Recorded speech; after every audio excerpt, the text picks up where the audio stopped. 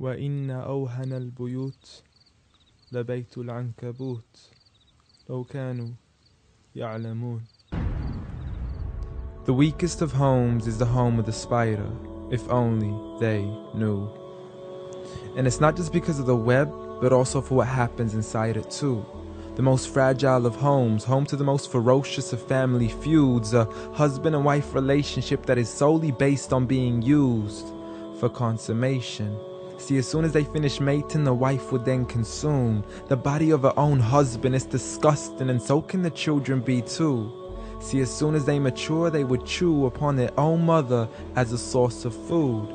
It's sinister, it's crude, I don't want to imagine it, but it's true.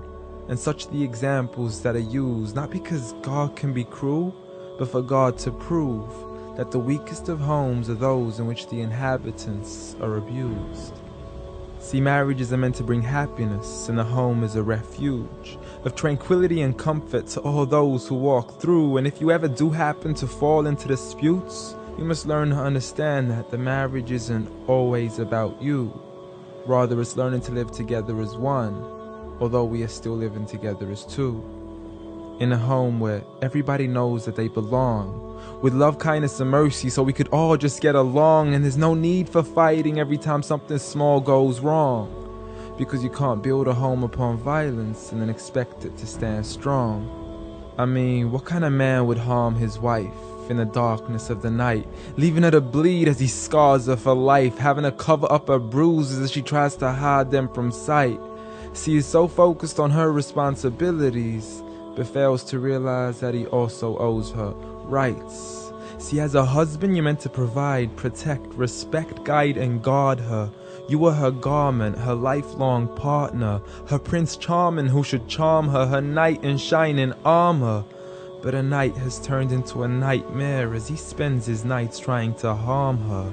As she begs him on her knees, please, I need you to be calmer. I urge you, see, patience is a virtue. I never even heard you. I promise I didn't mean to hurt you. Please don't be mad.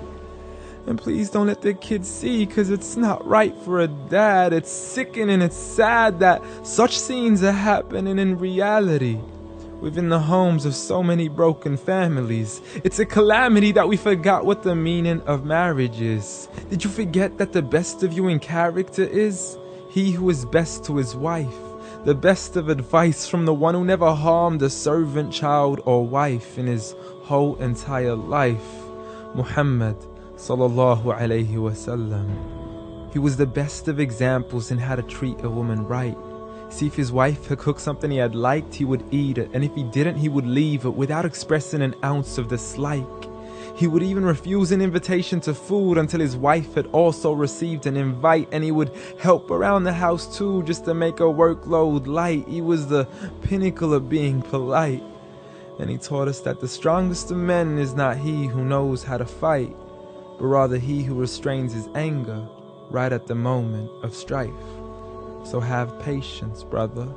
I mean, you wouldn't allow it for your own mother, daughter, or sister. You wouldn't bear to watch another man punch and kick her, so the next time you even think to cause her trauma and hit her, you need to understand that she too is another man's mother, daughter, or sister. So dear sister, no human being deserves to live a life of violence alone. So if he doesn't treat you with kindness, don't live in silence trying to fight this on your own. Rather seek help from God first, and don't be afraid to then pick up the phone and let your people know that you are no longer willing to live in the weakest of homes. Violence against women? Islam says no.